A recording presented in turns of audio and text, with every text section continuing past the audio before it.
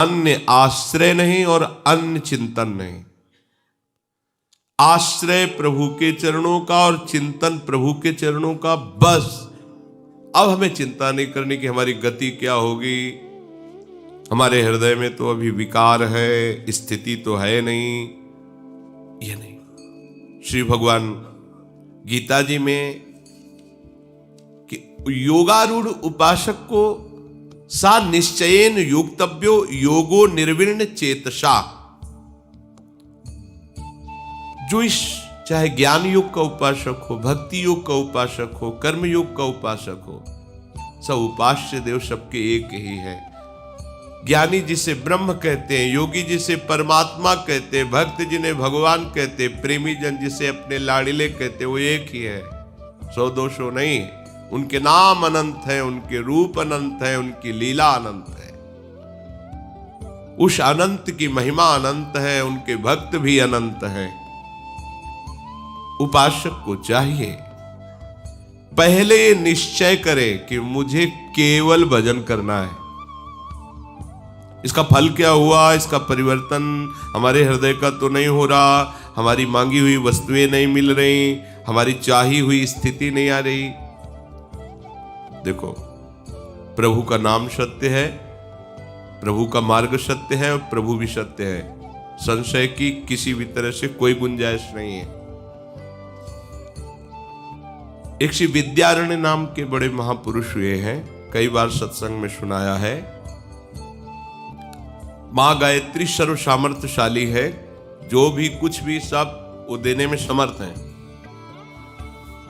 श्री कृष्ण स्वरूपा ही हैं गायत्री जी। ब्राह्मण के घर में जन्म हुआ था, यज्ञोपवीत हुआ, खाने के लिए भी व्यवस्था नहीं थी। तो विचार किया अब गायत्री का अनुष्ठान करके हम धन की प्राप्ति करेंगे। 24 लाख का एक पुरस्चरण होता है, 23 पुरस्चरण किए। बाल्यावस्था से वृद्धावस्था की तरफ गति हो रही, जप करते हुए गायत्री की, लेकिन कोई फर्क नहीं पड़ा, परिस्थिति बिल्कुल नहीं सुधरी। उन्होंने विचार किया कि क्या मां गायत्री के मंत्र में इतनी सामर्थ्य नहीं कि हमें अर्थ दे सकते। बचपन से अभी तक इतने पुरस्चरण किए, लेकिन हमारी कामना की पूर्ति नहीं हुई कि अर्थ मिल जाता। अब जिनके लिए अर्थ चाहिए वो माता पिता पधार गए, तो फिर अब अर्थ की क्या जरूरत। 23 पुरस्चरण पूर्ण होने के बाद उन्होंने संन्यास ले लिया। बहुत बड़े महापुरुष हुए हैं विद्यारण्य जी महाराज। जे भी संन्यास लिया तो अनंत सूर्यों की कांति प्रकाशित करती हुई मां श्री गायत्री जी प्रकट हो गई और उनका आप तुम चाहो तो ब्रह्मा का भी पद प्राप्त कर सकते हो, क्या चाहिए तुम्हें। तो उनका अब तो मैं सन्यासी हो चुका हूं, अब तो मुझे किसी भी न वस्तु की आकांक्षा है न पद की आकांक्षा है, पर हम आपसे प्रार्थना करते। 23 पुरस्चरण किया, 24 लाख मंत्र का जब एक पुरस्चरण होता है, बड़ा नियम उसमें होता है। आप उस समय क्यों नहीं आई जब मुझे धन की आवश्यकता थी। मेरे माता पिता की सेवा के लिए मुझे जो जो व्यवस्था चाहिए थी बिल्कुल नहीं हो पाई, और मैं आपको इसीलिए पुकार रहा था, मंत्र जप रहा था कि आप आती और धन दे देती, मैं अपने माता पिता की सेवा करता। अब तो पधार गए। तो उनका इन अनंत जन्मों में जो छोटे मोटे ऐसे अपराध होते हैं वो तो सब नष्ट हो गए थे। 24 ऐसे महापाप थे जिनको 23 पुरस्चरण के द्वारा तुमने 23 महापाप नष्ट किए। अगर एक 24 वहीं कर लेते तो भी मैं प्रकट हो जाती, पर संन्यास लिया तो एक पुरस्चरण का उससे वो अपराध नष्ट हो गया। जो अब तुम जो चाहो मांग सकते हो, ब्रह्मा का पद, परमेष्ठी पद भी प्राप्त हो सकता है। उनका मुझे कुछ नहीं चाहिए, क्योंकि संन्यास का स्वरूप ही होता है कोई चाह न रह जाना। बस प्रणाम है आपको। ऐसे महापुरुष, ब्रह्म स्वरूप महापुरुष हुए, उनकी वाणी अध्यात्म विद्या में, ज्ञान में बहुत सहयोग देती। तो इतना भारी जप करने वाले जपनिष्ठ महापुरुष को 1 रुपया नहीं मिला। क्यों? क्योंकि ऐसे अपराध जब वो नष्ट हो जाते हैं तब फिर बात अपने सोचते हैं कि 2-4 जप लिए और हमारी व्यवस्था। कैसे तुम उपासक हो, कैसे तुम भगवत मार्ग के पथिक बनना चाहते हो। सावधान रहिए। पहला निश्चय करो, मेरे जीवन का लक्ष्य है केवल भजन। मुझे सम्मान मिले, अपमान मिले, दुख मिले या सुख मिले, इसके लिए मैं भजन नहीं कर रहा। भजन के लिए भजन कर रहा हूं, मेरा उद्देश्य भजन बस।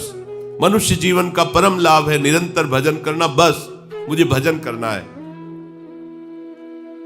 आचार्य महाप्रभु हरिवंश चंद्र जी, उनके शब्दों को देखिए, मेरी सौ क्यों कह रहे? हम लोग अविश्वासी हैं, विश्वास नहीं करते महापुरुषों के वचनों पे। मेरी सौ भैया कृष्ण गुण संच, मेरी कसम है तुम्हें, तुम केवल नाम जप करो, उनके गुणों का गान करो, उनकी लीलाओं का श्रवण करो, यह परलोक सकल सुख पावत। मेरी सौ, मैं अपनी शपथ कर सच्ची, इस लोक में परलोक में तुम सुखी हो जाओगे। पहली पंक्ति में जब कहा मेरी सो भैया कृष्ण गुण संच, तो अब दोबारा कहने की क्या जरूरत? यह परलोक सकल सुख पावत, मेरी सो कृष्ण गुण संच। तुम्हें इस लोक में परलोक में कभी दुख का मुख नहीं देखना पड़ेगा। तुम केवल कृष्ण के गुणों का गान करो, उनकी लीलाओं का गान करो, उनके रस में डूबो। ये हित सजनी जो इतनी सामर्थ्यशाली है कि प्रियालाल भी इतने सामर्थ्यशाली नहीं। आपको लगेगा कि प्रभु के सामर्थ्य से ही तो उनके जन सामर्थ्यशाली होते हैं। ये बल का भी महाबल प्रेम है। जहां प्रियालाल प्रेम में बेसुध हो जाते हैं, वहां हित सजनी जी दोनों को अपनी गोद में लेकर दुलार करती हैं और दोनों के हृदय के प्रेम को अपने हृदय में धारण करते हुए चैतन्य होकर उनकी सेवा में रहती हैं। बिना वृंदावन रस के रसिकों के सिवा कोई सामर्थ्य की तरफ सोच भी नहीं सकता। जिनकी एक अंग कांति की झलक पाकर बड़े बड़े महापुरुष जो ईश्वर कोटि के हैं वो बेसुध हो जाते हैं। वो प्रभु हमारी प्यारी जू की मंद मुस्कान पर मूर्छित होने लगते हैं। वो प्यारी जू के लावण्य में, प्यारी जू के प्रेम में ऐसे युगल को दुलार कर रही, ऐसे युगल को जहां प्रियाजू को शुद्ध नहीं है, वो कह रहे मैं प्रीतम हूं, प्रीतम कह रहे हैं कि मैं प्रिया हूं। श्याम रंग श्यामा रंगी, श्यामा के रंग श्याम, ऐसे बेशुद्ध प्रेम में डूबे हुए युगल सरकार को अत्यंत सावधानी पूर्वक दुलार कर रही है, सेवा में पगी हैं हित सजनी जू। वो कह रहे मेरी सौ, उनके अधीन है अखिल कोटि ब्रह्मांडों के स्वामी। वो कह रहे हैं मेरी सो कृष्ण गुण संचु, इह परलोक सकल सुख पावत। काहे को तुम चिंता करते हो? तुम तो केवल चिंतन करो, तुम्हें मांग नहीं रखनी। ये हमारे प्रभु कोई अज्ञानी है कि नहीं जानते हैं कि तुम्हें क्या चाहिए? अगर वो नहीं दे रहे तो तुम्हें नहीं चाहिए, अगर वो दे देंगे तो तुम्हारी दुर्गति हो जाएगी, फंस जाओगे। वो तुम्हें और हो सकता है कड़ुआ परिस्थिति दे, जिससे तुम वहां से हटो और पहुंचो उन करुणा वरुणालय के सुख में, जहां किंचन मात्र दुख का प्रवेश ही नहीं है। वो देना चाहते हैं महासुख और तुम मांग रहे हो दुख। दुखालय की कोई भी वस्तु सुखमयी नहीं है। इस संसार की वस्तु भगवान ऐसे नहीं दे देते। अपने जनों को बहुत दुलार करते हैं। इसलिए आपको लगेगा मैं 10 वर्ष से साधन भजन कर रहा हूं, मेरी परिस्थिति तो बिगड़ती चली जा रही। बढ़िया हो रहा है। अगर ये संसार सजेगा तो भजन रुकेगा और संसार उजड़ेगा हमारे हृदय से तो निकुंज का प्रादुर्भाव हो जाएगा। हम अज्ञानी जीव हैं, प्रभु थोड़ी अज्ञानी है। उनके पास कोई कमी है क्या? अनंत ब्रह्मांड एक क्षण में प्रकट हो गए, तो हमें अगर कुछ दे देंगे तो उनको घाटा पड़ जाएगा क्या? घाटा तुम्हें हो जाएगा। जिनके पास वैभव है उनको फुर्सत नहीं एक बार भी रामकृष्ण हरि बोलने की, तो क्या होगा? मरने के बाद सब यहीं रह जाएगा। और जो उनके द्वारा सुकृत या दुष्कृत हुए हैं उनका भोग लोक लोकांतरों में भोगते रहेंगे। चक्र तो नहीं टूटा ना। और भारी विपत्ति और कोई सहयोगी नहीं, तब पुकार आती हे हरि आपके सिवा कोई नहीं। तू परम दयालु है, अगर वो हमें नहीं देते तो हमारे ऊपर परम कृपा है उनकी, पर हम समझ नहीं पाते। पर सच्चा उपासक वही है, लेने देने वाली बात छोड़कर आश्रित हो जाओ और अपना उद्देश्य केवल भजन। मेरे को तो केवल भजन करना है, भजन के लिए भजन करना है। समझिए, अगर हम ये भी बात रखेंगे कि भगवत दर्शन के लिए भजन करना है, तो साल 2 साल 4 साल में लगेगा, अभी तो आए नहीं, तो भजन में अरुचि हो जाएगी। नहीं, भजन के लिए भजन करना है। नाम प्रताप नाम फल लो, श्री हरिवंश नाम नित कहो, नाम प्रताप नाम फल लो। हमें निरंतर नाम जपते हुए यही मांगना है कि ये नाम ही हमारा जीवन हो जाए, नाम में ऐसी प्रीति हो जाए, हमें और कुछ नहीं चाहिए। जब नाम हमारे हृदय में, तो बकाया क्या रह जाएगा। पर भजन की पद्धति यही, भजन को पकड़ो। ऐसा एक निश्चय बिरले ही उपासक के हृदय में होता है। ऐसा निश्चय करने पर त्रिभुवन का कोई भी प्रलोभन उसे भ्रष्ट नहीं कर सकता। ध्यान दीजिए, हमें भजन के लिए भजन करना है। ये भजन कर रहे हो, दिनचर्या करो, इसका फल क्या है? यही दिनचर्या में हमारा अनुराग हो जाए, हम इसके बिना जी ना पावे, बस यही चाहिए। फिर देखो क्या रंग आता है। संसार का कोई भी सुखद प्रलोभन उस उपासक को भ्रष्ट नहीं कर सकता। भ्रष्ट करने का मतलब भगवत चिंतन नहीं छुड़ा सकता। और कितना भी भयंकर महान विपत्ति आ जाए, उसे विचलित नहीं कर सकती, जिसने ये निश्चय कर लिया है कि भजन के लिए भजन करना है। पकड़ो, भजन के लिए भजन करना है। हमारा भजन भजन के लिए है। रात दिन हम भजन में डूबे रहे, इससे बड़ी हमें कोई कृपा नहीं, इससे बड़ी कोई सिद्धि नहीं, इससे बड़ा कोई लाभ नहीं। ये अपने हृदय में बैठा लिए। हमारा भजन न छूटे, चाहे कितना भी संसार का सुख हमें घेर ले, हमारा भजन न छूटे, चाहे संसार का कितना भी विपत्ति दुख घेर ले। यह है स्थिति। अनिर्विण्ण चेतसा, श्री भगवान कह रहे हैं कि ऐसा कभी मत सोचो, भगवान कह रहे हैं ऐसा कभी मत सोचो कि बहुत समय हो गया भजन करते हुए, पर कोई लाभ तो दिखाई नहीं दे रहा, कोई प्रणाम नहीं कर रहा, कोई हमारी प्रशंसा नहीं कर रहा, हमारे पास कोई वैभव नहीं है, कोई सिद्धि नहीं है, ये 10 वर्ष से लगे हैं, कुछ ऐसा, वही काम आ गया, क्रोध आ गया, लोभ आ गया, तो इसकी सिद्धि कब होगी?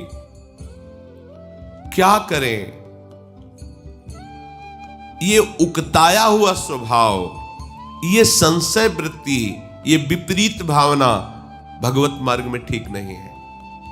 जल्दी क्यों? जल्दी हमारा और कोई काम, राधा राधा राधा राधा, हमें यही कहना है। अरे हमें क्या कहना है? हमारे आराध्य देव यही कहते हैं। भाई भजन का फल सिद्ध अवस्था में उपासक को क्या मिलता है? शरीर संसार की विस्मृति हो गई, आराध्य देव की स्मृति में डूबा हुआ, इसी का भाव सिद्ध कहा जाता है। जिनको सिद्ध करना है उन आराध्य देव को देखो। प्रियाजू मधुमती नाम की वीणा लिए हुए और प्यारे के नाम का गुणगान कर रही, उनकी लीलाओं का गान कर रही। अश्रु प्रवाह श्यामेति सुंदर वरेति मनोहरेति कंदर्प कोटि ललितेति सुनागरेति सोत्कंठ मन निगृणति मुहुरा कुलाक्षी। गदगद कंठ से प्यारे के हा श्याम सुंदर, हा मनमोहन, हा कृष्ण, हा कोटि कंदर्प दमनीय। और इधर महाराज की देखो, लालजू की, त्वयि श्यामे नित्य प्रणयिनी। कवि हा राधा राधिका पुकार, क्वास्ति क्वास्ति वृषभानु नंदिनी। हरि रसना राधा राधा रट। और करना क्या है? जपत हरि विवश तव नाम प्रतिपद विमल, मनसि तव ध्यान ते निमिष नहीं टरिवो। ये हमारे आराध्य देव की बात है। और हमें क्या करना है? यही तो करना है। तो जो आराध्य देव कर रहे हैं वही हम तो कर रहे हैं। अब हमें कौन सी सिद्धि चाहिए? अगर वर्तमान में हम राधा राधा रट रहे हैं और प्यारे जो के चरणों का आश्रय लेकर उनका चिंतन कर रहे हैं, उनके भरोसे से जी रहे हैं, हम अभी सिद्ध है। हमें और कोई सिद्धि नहीं चाहिए। इसका फल यही चाहिए कि ये कभी रुके ना, चाहे जितना दुख मिले और चाहे जितना सुख घेर ले, हम कभी अपनी प्यारी जो को भूले ना। यही सिद्धि है। कितना समय हो गया, कुछ क्या लाभ चाहते हो? क्या लाभ चाहते हो? बिल्डिंगें बन जाना, मोटर कार आ जाना, 4 लोगों का ये वाहवाही करना, है तो पापियों के पास भी है जो पापाचरण करते हैं। ये कोई दुर्लभ वस्तु है क्या? इसको तुम कोई साधना तपस्या का फल समझते हो क्या? जो घोर हिंसा करते हैं, अच्छी अच्छी गाड़ियों से चलते हैं, उनके अच्छे अच्छे भवन हैं, क्या ये फल है? क्या यही फल है साधना का? साधना का फल ये नहीं। साधना का फल है साध्य देव का कभी विस्मरण ना हो, ऐसी स्थिति प्राप्त हो जाना। निरंतर अपने प्रीतम के नाम रूप गुणगान में मस्त है। ये आना ही नहीं चाहिए कि इतना समय हो गया, मुझे क्या मिला? क्या चाहते हो तुम? यहां जो भी है सब नाशवान है, जो भी है सब बनावटी है। कुछ भी मिले सब बनावटी है, सब बनावटी। विश्वास मत कीजिए, जो भी मिलेगा सब बनावटी है। यहां का सत्य वस्तु नहीं है। जो आपको जो भी देख रहे हो, गोचर जहां लघु मन जाई, सब सो सब माया जानो भाई। ये नहीं, टिकाऊ नहीं है। कल ये नहीं था, कल नहीं रहेगा। बीच में केवल भास रहा है कुछ समय के लिए। कल तुम्हारा शरीर नहीं था, कल नहीं रहेगा तुम्हारा शरीर। बीच में भास रहा है। तो बीच में भासने वाली वस्तु को त्रिकाल सत्य सच्चिदानंद के नाम रूप से पाना चाहते हो क्या? नाशवान वस्तु को अविनाशी के चिंतन से तुम जोड़ना चाहते हो क्या? नहीं, अविनाशी के चिंतन में ऐसे डूबो कि इसका कोई प्रभाव ही न पड़े। चाहे भारी से भारी सुख आ जाए, भारी से भारी दुख आ जाए, आपके हृदय में ऐसी स्थिति हो, अपने प्यारे का कभी विस्मरण न हो। यही हमारी भजन की वृत्ति होनी चाहिए। यही हमारे भजन का फल है कि भजन न छूटे। और हम चाहते हैं कि इतने दिन भजन किए, उसका फल क्या? क्या चाहते हो फल? बोले हम प्रभु से मिलना चाहते हैं। आप जब के तो देखो, आप जब के देखो, इतने बेपरवाह हो जाओगे कि प्रभु तुम्हारे रोम रोम में दिखाई देंगे, प्रभु तुम्हारे हृदय में स्फुरित हो। ये भजन कोई साधारण वस्तु है? ये मांग खत्म हो जाती है कि प्रभु को मैं देखना चाहता हूं। मांग वो प्रेम की दशा में बोलता है, वो बात अलग है। कोई क्षण, कोई कण ऐसा नहीं रहता जहां प्रीतम उसको ना दिखाई दे रहे हो। ये कोई कहने की बात नहीं, आप करके तो देखो भजन। दृष्टि बदल जाएगी, दृष्टि बदल जाएगी तो सृष्टि बदल जाएगी। तुम्हारी जैसी दृष्टि वैसी सृष्टि तुम्हें भास रही है नहीं? तुम्हारी दृष्टि ही तुम्हारी ये सृष्टि है। तुम्हारी दृष्टि बदली तो सर्वम खलमिदम ब्रह्म ने नानास्ति किंचन। तुम्हारी दृष्टि बदली तो जित देखो तित श्याममयी है।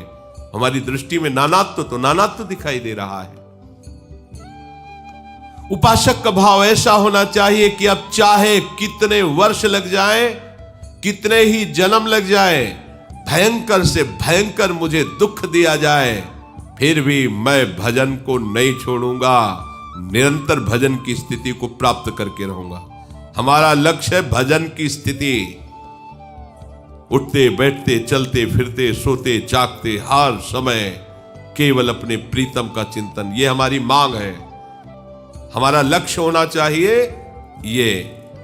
एक क्षण के लिए हम अपने प्रभु को नहीं छोड़ेंगे।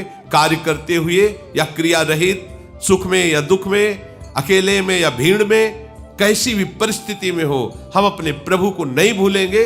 यह हमारी साधना, यही हमारी सिद्धि है, हमारा लक्ष्य है। इस जन्म में अगर ऐसा नहीं बन पाया तो अगला जन्म मिलेगा। मैं अगले जन्म में अभ्यास करूंगा कि कभी मैं प्रभु को भूलूं नहीं। बस मेरी एक ही मांग रहेगी, निरंतर भजन, अव्यावृत भजन। जो सिद्ध हो गए वो क्या करते हैं? देवर्षि नारद जी क्या करते हैं? निरंतर वीणा से महामोद प्रदान करने वाले प्रभु के नाम और गुणों का गायन करते हैं। परम सिद्ध शनकादि क्या करते हैं? हरे शरणम हरे शरणम हरे शरणम और भगवत चर्चा करते हैं। गुरुओं के परम गुरु भगवान शंकर क्या करते हैं? प्रभु के नाम का गायन, प्रभु के चरित्रों का गायन, श्रवण। ये सिद्धों की बात नहीं, ये सिद्ध प्रदान करने वाले ईश्वर कोटि के महापुरुषों। तो आपको क्या करना है? वही तो कर रहे हैं। फिर क्या चाहिए? इसी में रति चाहिए, इसी में महत्व चाहिए। आप कर रहे हैं पर वैसे महत्व नहीं है, वैसी रति नहीं है। इसलिए ये बाहरी जो हमारे दिमाग में प्रापंचिक बातें बढ़ गई हैं कि भजन का फल है बाहरी चमत्कार, लोगों की भीड़, रुपया पैसा, मकान, गाड़ी घोड़ा, ये भजन का फल, ये भजन का फल। ये तो पापियों के पास भी ऐसा है, तुम आश्चर्यचकित हो जाओगे। किसी किसी को इतना भी पता नहीं कि मेरे पास कितना धन है। क्या यही भजन का फल है? तुम्हारे पास चंद रुपए आ गए